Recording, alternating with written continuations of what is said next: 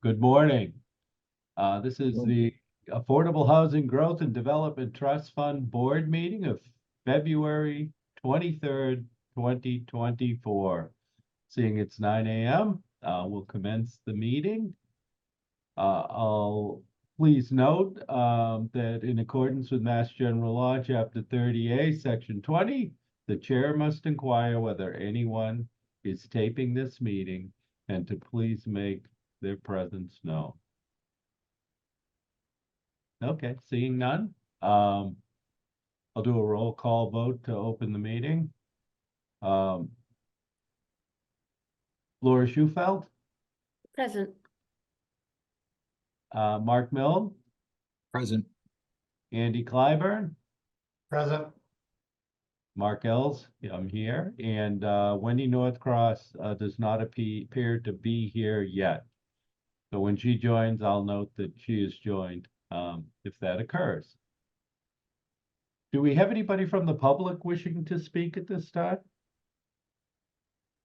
I don't see anybody, but okay, thank you. Close public comment and move into topics for discussion. First item is a notation of anticipated 10 a.m. hard stop this morning. So I'll just note that going into our discussion today. And next, I'm going to ask Karen Nover, our town attorney, to introduce special counsel. Karen? Thanks, Mark. So with us today is Bob Galvin. Bob is the town council for the town of Norwell. He is the outside counsel for the town of Duxbury's Affordable Housing Trust. And Bob, I know you're town council to another town that is escaping my memory right now. But if you want to talk for just a moment about your background with affordable housing, I think that would be great. But I'm really pleased to have him with us here today. Thank you, Karen. Good morning, everybody on the Development Trust.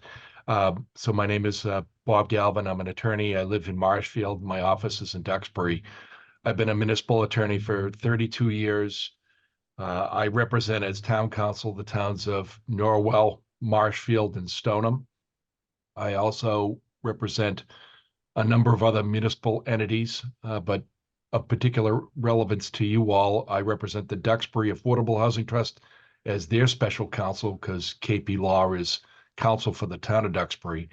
I also represent the Norwell Community Housing Trust, which is Norwell's version of your Affordable Housing Trust. In addition, I've formed affordable housing trusts in all the other communities that I work in as special counsel, including Stoneham and Rockland, and recently in Marshfield. Marshfield began with a housing partnership, which was advisory only, as opposed to a development trust.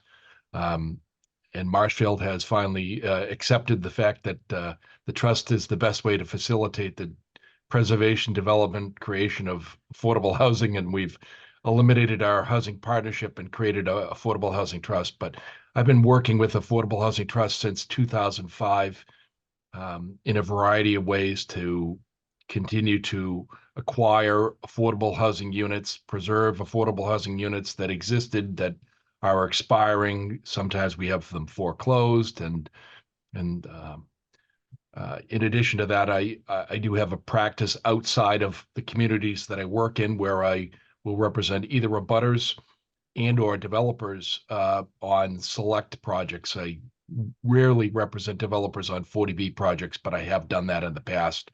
It gives me a nice perspective on all parties' interests when it relates to affordable housing. One of my close friends is a planner here in Duxbury, who serves on chair of her zoning board of appeals, Judy Barrett, and she's a well-known name in planning. And Judy and I collaborate a lot of times because she'll serve as a consultant to zoning boards of appeals on comprehensive permits projects, and so we have a pretty close relationship. But I'm happy to give you any more specifics that you need. I'm thrilled to be able to help Karen and the Development Trust in Barnstable. And I tried to dig right in as soon as Karen gave me the go-ahead, and I appreciate, Mr. Ells, your confidence in me, and I'll do everything I can to facilitate whatever you need me to do to assist you all. Thank you. Thank you. What do you like to be called? But Bob is absolutely Bob? fine. All right. So you'll know it's serious if we call you Attorney Galvin. Okay, all right. Okay. Um, I see Wendy Northcross is joining us as well at this time, so you could note that. She hasn't come on visually yet, but she is there at this point. Um, okay, well, thank you. Thank you for the introduction. Thank you for certainly I'll work with Karen Nover directly, but thank you for being there as a resource to our legal department to support the work of the Affordable Housing Growth and Development Trust. You're So, welcome. yes, sir. Okay, moving on. Item number 3.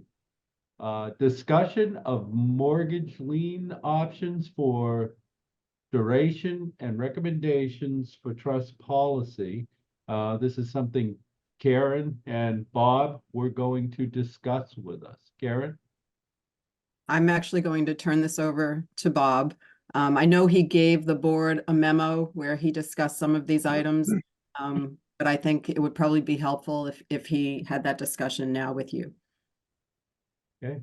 So my understanding is that the trust has been presented with a request to consider the discharge of a subordinate $1.4 million mortgage that was granted to the developer of this project at 850 Falmouth Road in Hyannis.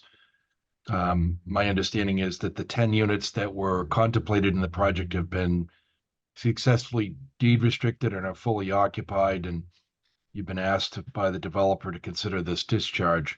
I prepared a brief memo. Hopefully everybody's seen it at this particular point, where the trust was considering various options as to what to do with respect to the mortgage that's in place. I always try to look at things very practically and from all perspectives to see what's reasonable and consider opposing viewpoints. And as I read through everything and I've looked through all of the relevant background documents, this mortgage would be forgiven as a matter of right, I guess, at the end of the 30-year period of time.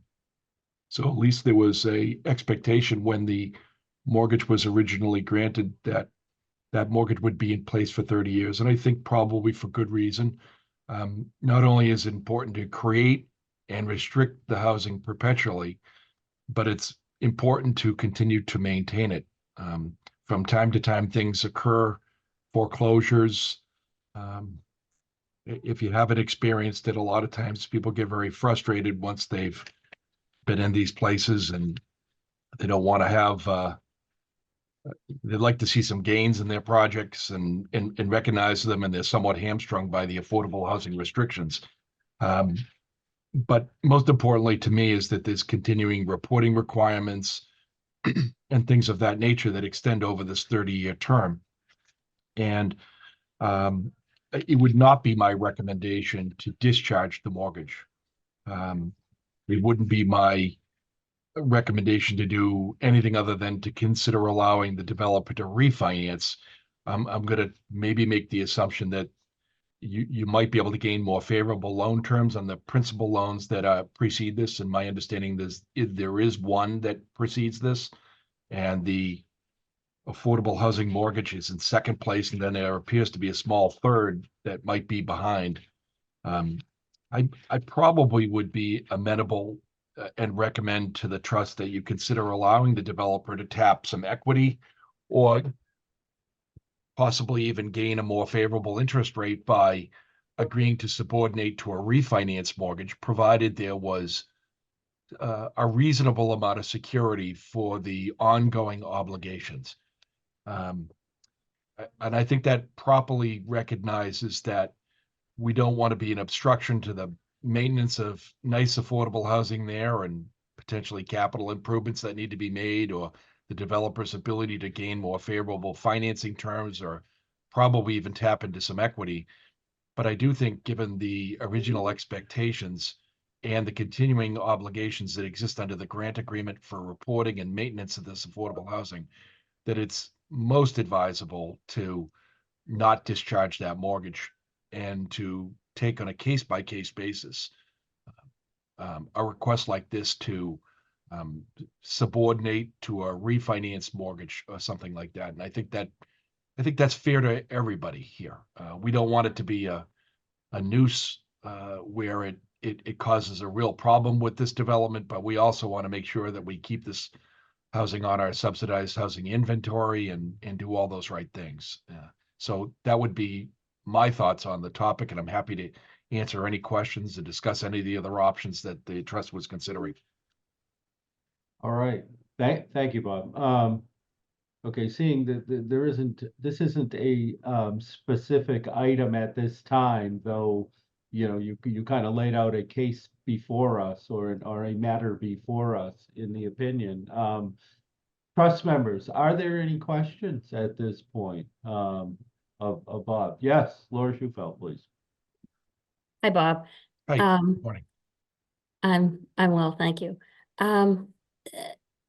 So that kind of answers the questions around the mortgage, which I appreciate your opinion. It certainly was mine. I wanted to talk about, since this is a general conversation and in the agenda it had restrictions around the affordable housing restrictions. I know you had included a restriction or regulatory agreement from another town.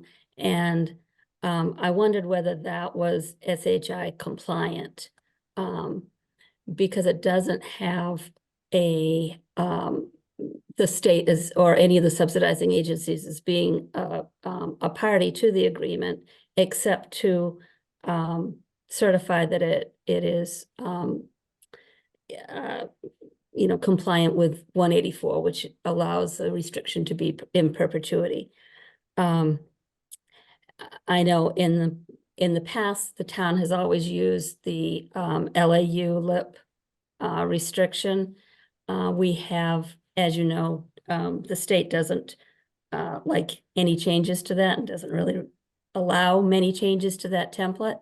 But it does survive foreclosure, which is something that it does through agreements with Fannie and Freddie.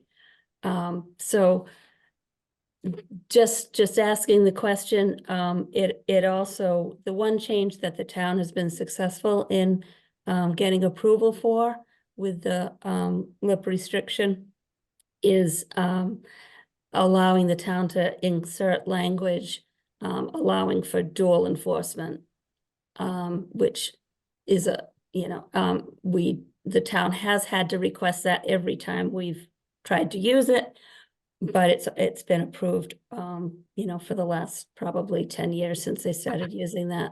Well, since 2006, when they started using the Fannie Mae approved restriction. So just wanted your opinion on that, if that's something that you think the trust should continue to use.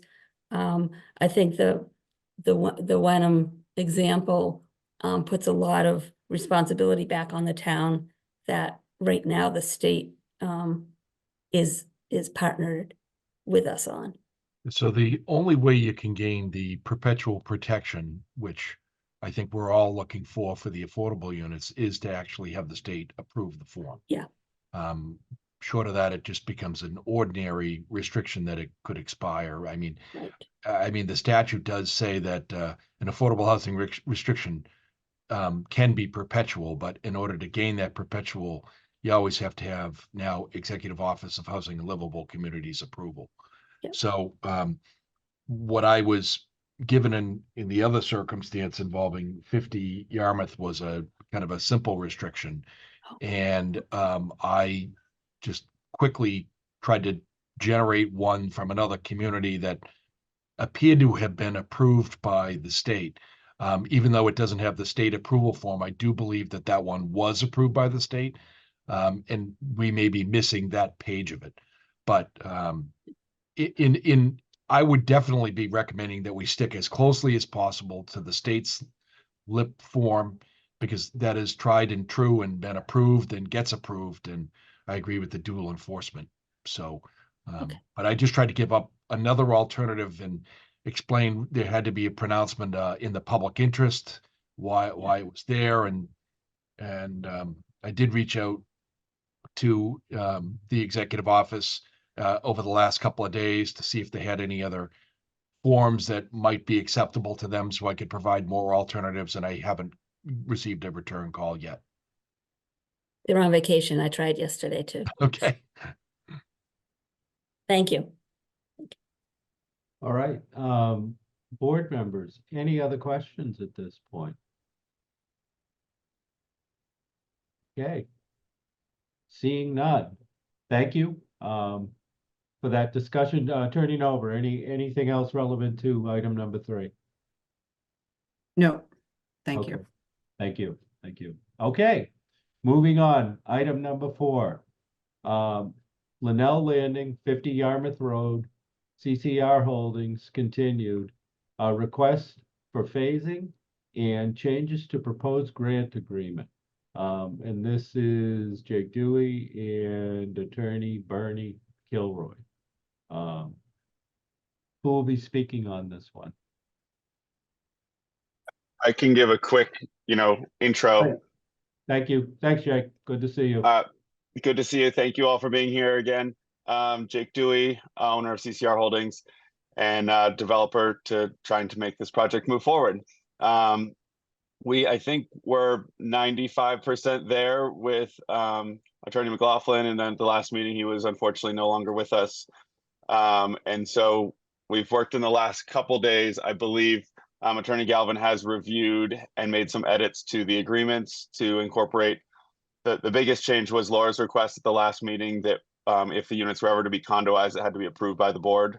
Again, not my intentions. It's intended to stay as a housing project that would be rental housing, but you never know what happens in the future. So he did add that in there, but I would pass it to him or Attorney Kilroy to give any updates on the agreements. Before Bob, I got Bernie Kilroy. Go ahead, Bernie. Hi. Bob Galvin and I talked yesterday, I guess it was, and I guess I would defer to him and his experience to help us finalize the restriction.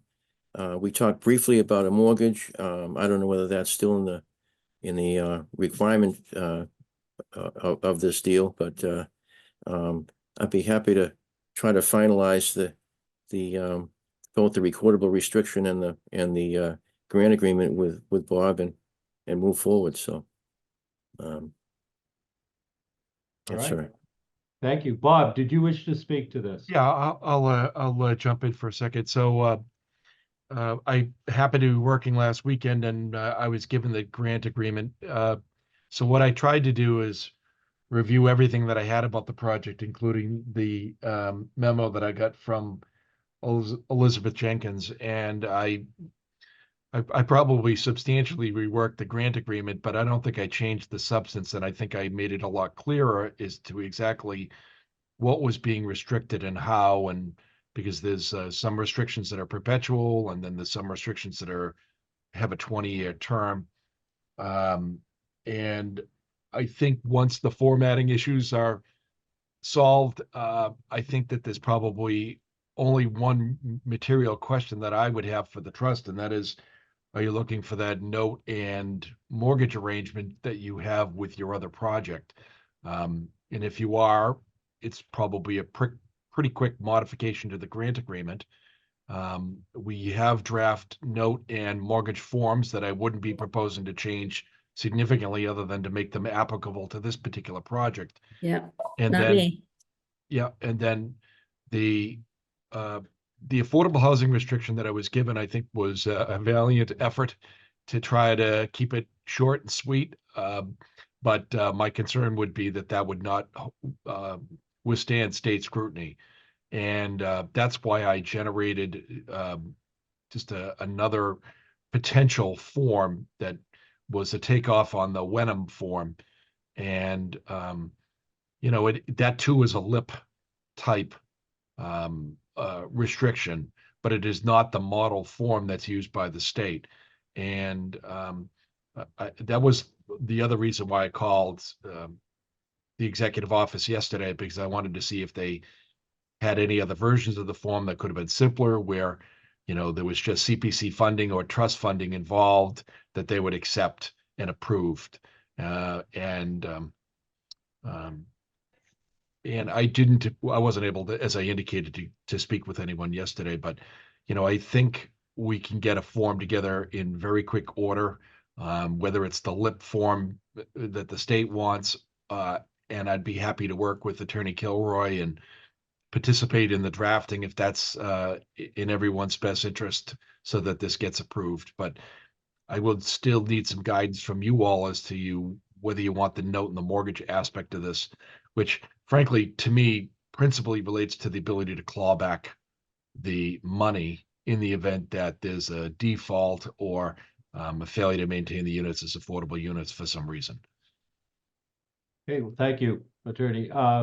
Trust members, any questions? Yes, Laura. I went back over I got the memo that Elizabeth Jenkins wrote, and I went back over the minutes to look at what we actually voted.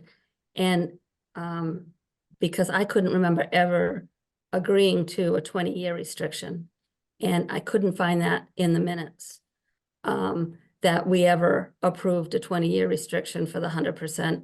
I think Jake probably asked for it, but I couldn't find it in the motions, and it's something that I would have voted no on, because I don't agree with short-term. I've lived through expiring uses before. So that's one thing. In the minutes, there is the request for, or the requirement for, a note and mortgage. So that was something that we did agree on. And then there was some language in the memo about local preference, and local preference is a issue that the town has to ask the state for. It shouldn't be in our restriction or in our grant agreement. We can say that the town will be requesting local preference, but it's not something that's on the developer to do. It's on the town to do, to request it and provide documentation. So I would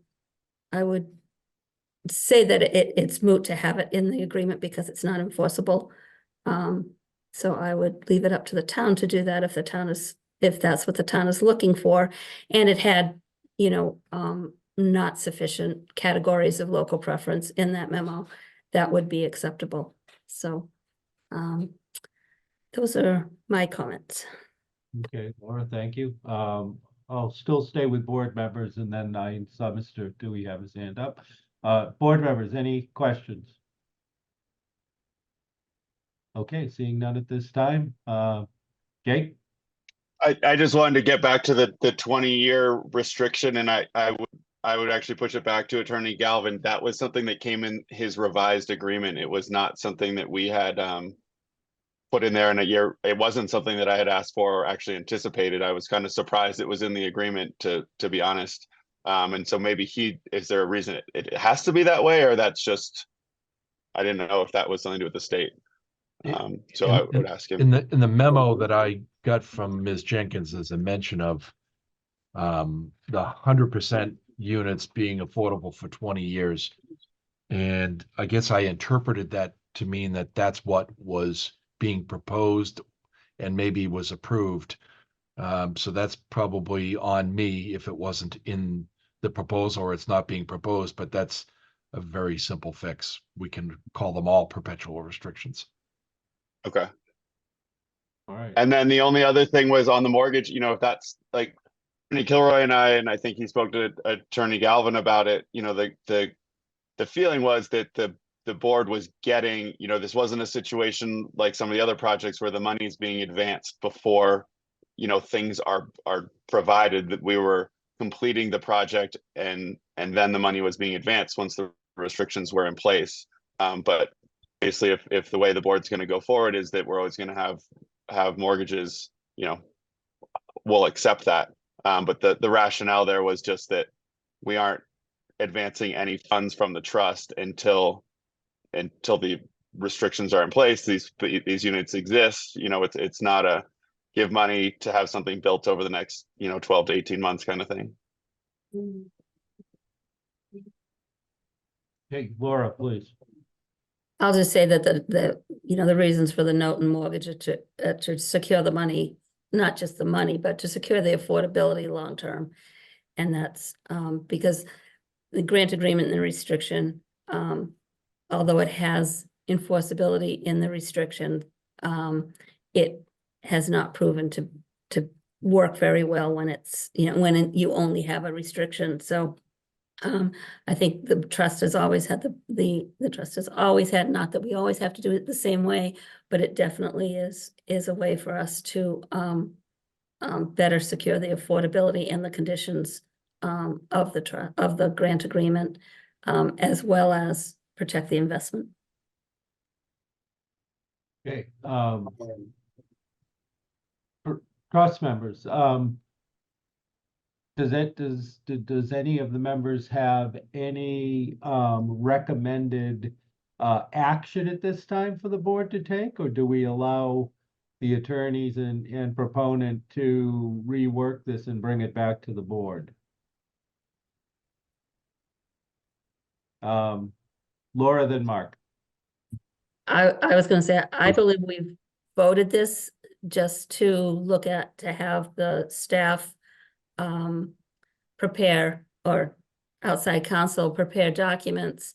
I think this is a good recap of, but I would just make sure that the documents reflect the votes that we took. And I think we've kind of cleared that up, and Jake's agreeable to them. So I think it's just a paperwork, and I'm not sure it has to come back to us. But I'll leave that to legal to decide, but I think we've done our job. Thank you. Mark Mill? Yeah, that was Laura kind of answered my question. I was wondering if we needed to take another vote officially on this matter, or if it just needs to be cleaned up by working with our attorneys. Okay, so Attorney Nober or to Attorney Galvin, what is the recommendation on this? Bob, would it be helpful for you if they took a vote? Or are you clear on where things need to go from here? I'm clear now. I think there was just some confusion in the Yeah. memo that I got from Ms. Jenkins, and now I'm perfectly clear as to what needs to be done. Okay, great. All right, Bernie, please. Question on the mortgage. There is no mortgage on the property now. I'm certain Mr. Dewey may need some funding in addition to what he's getting in the grant. And will this mortgage be subordinated to a first mortgage that would on the property? It would be my recommendation that we would be subordinate to the first mortgage and any construction financing that you need in order to construct the new buildings. Okay, and also, if there were a foreclosure of the town's mortgage, does that terminate the restrictions? It does not, because your mortgage will have to be subordinate to the affordable housing restriction. Right, it will. We understand that. Yep. You may need to go back to your lender and say, look at this is what we're going to be doing here, and we need their consent to the affordable housing restriction. No, we assume that the restriction would be on before the financing went on, so.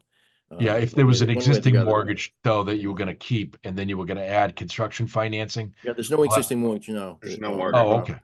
All right, Yeah. then that'll be simple. We'll put the restriction on Yeah. first, and then your Right. subsequent lender will Be take subject to it. subject to it. Correct. Okay. And this mortgage doesn't amortize over the term, right? Stays at the full Correct. 500? Yes, it Okay. does. Okay, Those are my Jake, questions. you had your hand up, sir. I guess I was just sort of hoping that we could kind of just have, and I'll defer back to Karen, but just a vote that authorizing, I guess, you to execute the agreement upon the final edits that are incorporating what's been discussed today. So it's just clear that, once Attorney Kilroy and Attorney Galvin just finalize these little details, that we can get it to you in your office and it can be executed and we can move it forward clearly that, you know, what's on the table is agreed upon amongst the board. I think that's reasonable. Would somebody like to make that motion? I'll Andy? move it. So moved as stated. Do I have a second? Second, Okay, roll call. Laura Schufelt, yes. Mark Milne, Yes. Andy Clyburn, Yes. Mark Ells, yes.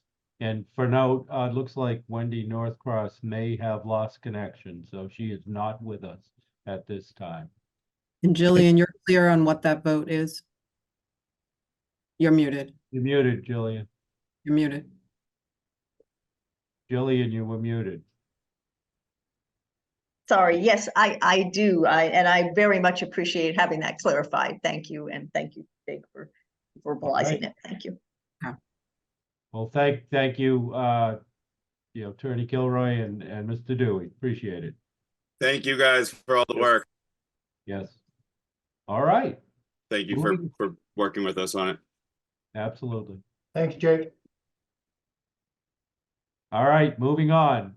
Topic number 5, Standard Holdings Residences at 850 Falmouth Road continued. Request for discharge of trust mortgage. Dave Lawler, the project owner's attorney, is here with us. And David, did you want to summarize this for us? Well, I heard, well, first of all, Bob, nice to meet you in person. Bob and I were on the phone for about 45 minutes ago, 2 days ago, so Yeah. on a different matter. And welcome to Barnstable.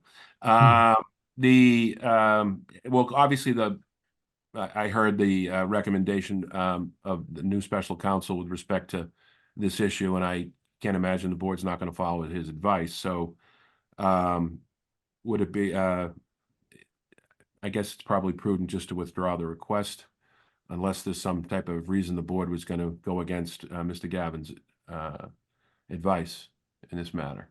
Well, thank you, Attorney Lawler. Karen Nover, do you recommend that we proceed as recommended by Attorney Galvin? I do. Okay, board members, do you have any comment on the recommendation of Attorney Galvin? Okay. I would just, you know, he is very astute and mentioned, you know, not right now, but certainly down the line, my client is looking to refinance this project, and I believe that the loan documents do talk to it, but he was a little concerned because sometimes these processes with the board, and I'm going to preface that, but because this request was pretty unique and took 3 or 4 meetings. You know, if there was a request to subordinate or to refinance, is that something that generally would be handled in 1 meeting or 2 at the most? And we were trying to figure out, in going forward, the process, you know, dealing with bankers and dealing with other professionals or there's no intent to sell, but a potential buyer, and the document provides, you know, that, you know, the town has to reasonably prove that, but, you know, it's, you know, there's a reasonableness standard on that. I'm just curious if my client was just expressing those concerns to me, listening to Attorney Gavin speaking earlier. Okay, Laura? I think that the language in the agreement is that, you know, not unreasonably withheld, and I think that Mr. Galvin had suggested that if there was an appraisal that showed that there was sufficient equity that covered our investment, that there would, you know, that would be what we'd be looking for to subordinate, if I'm correct, and I should probably let him speak to that, but that's the advice that we got. No, And I just wanted it verbalized. My clients obviously appreciates having worked with the town, appreciates the whole situation, but from a business standpoint, you know, the money provided, you know, was a great benefit, but it also represents a very small fraction of the total value of the project. And, you know, we just want to make sure that business decisions can be made and not hampered by this, by the small, even though, obviously, $1.3 million is a lot of money. I don't want to call it small, but comparatively speaking, $1.4 million, comparatively speaking to the total value and what's invested in by Mr. Carlton, Mr. Tellman, that we just wanted to make sure that that would go smoothly, and just kind of really also just to kind of put it out there to the board. That's all.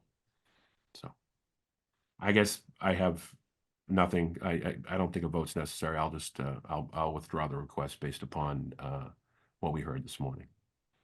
Thank you. And Um, so Attorney Nover, do we need to take any action relevant to the withdrawal? I don't think you do. Thank Unless anyone feels differently, but I don't think you do. Okay. So we will recognize that withdrawal at this point, and that'll conclude our discussions on topic number 5. As always, thank you very much. And thanks, Thank Karen. you. Thank you. Nice to see you, Bob. Good to see you, Dave. Okay, moving on to topic number 6, approval of the minutes. The minutes are from January 5th, 2024. Do I have any discussion on those minutes? Do I have a, oh, thank you, Laura? I'd move to approve, sorry. Thank you, Laura. Okay, do I have a second? Second. Okay, thank you, Andy Clyburn. All right, seeing no further discussion, we'll move into a vote. Laura Schufelt, Yes, Mark Milne, Abstain. I was not there at that meeting. yes, sir. Andy Clyburn, Yes. Mark Els, yes. Wendy Northcross is not with us at this time. Thank you.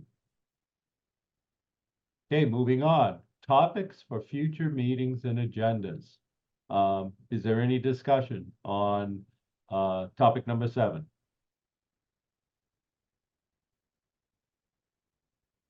Okay, seeing none. I do believe that there is a list of items in the minutes from January 5th. So if I could, Jillian, if you could take a look at those for the next or a future meeting, and see if there is an appropriate time to bring forward information relevant to that list that we've created. That would be great. And if you need to share it with Bob, he probably has the minutes, but and we need his support. We certainly should engage in that, okay? Okay, one question. I know we had talked about, obviously from this discussion today, there's a policy clarification related to the mortgage component. That does not require any change to your policy, but I guess I'm just curious if that is in relation to the other items, programs and things that we might be considering. Do we need to start taking up policy revisions, and is it time for that? Are we? Well, maybe that's premature. So. Yeah, I mean, I guess I could open that up to any comment by the board relevant to that question. One of the other things that we had talked about was also the caps on the funding that we previously had in our NOFA. And I know that was something that we wanted to get back to. Again, just not sure how much of a priority that is, or if there are other things that are more important. Laura, you had your hand up. I was just gonna say that the note mortgage has always been a part of our policy. Right. So I don't think that's a change. I don't think that using the LIP LAU regulatory agreement is a change. That's something that we've always done. I will send to whoever wants it the red line version that we've got approved by DHCD or HLC now, adding the dual enforcement language, because you do have to request it every time. And I did go back and look at recent ones and it wasn't in there. So I want to make sure that it is in there. But, other than that, we can certainly have a discussion about caps and other those were my comments. Thank you. Thank you. Any further discussion by the board? Okay, seeing none.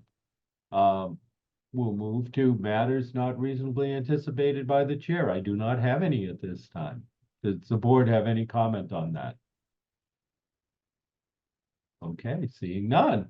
Our next meeting is for 9 a.m., March 1st, 2024. Is everybody available for that, to your best of your knowledge? Yes. Laura, can you check with Wendy Northcross as well, just to, make sure where she, seems to have not returned, to the meeting, and just, confirm if it's a problem. Especially if there's two of us and there's a problem, we may have to revisit that, but at this time, that will be the date of our next meeting. Seeing no further discussion, do I have a motion to adjourn? So moved. Do I have a second? Second, Second, Thank you. Okay, roll call vote. Laura Schufelt, yes. Mark Milne, yes. Andy Clyburn, Yes. Mark Ells. Yes, thank you.